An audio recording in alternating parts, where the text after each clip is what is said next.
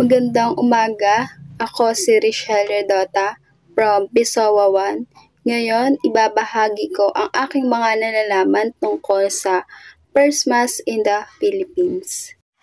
Alam mo ba, hindi sa Manila naganap ang unang misa ng Pilipinas?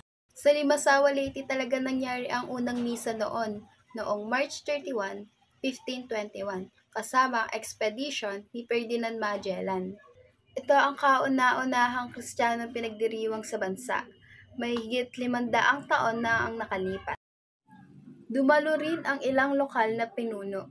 At dito, nakita ang unang pakikipagkaibigan ng mga Pilipino sa mga dayuhang dumating. Kaya naman, itunuring ito bilang isang napakahalagang bahagi ng kasaysayan.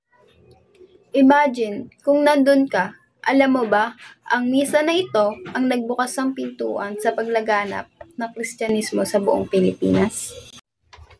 Ayun lamang po at maraming salamat.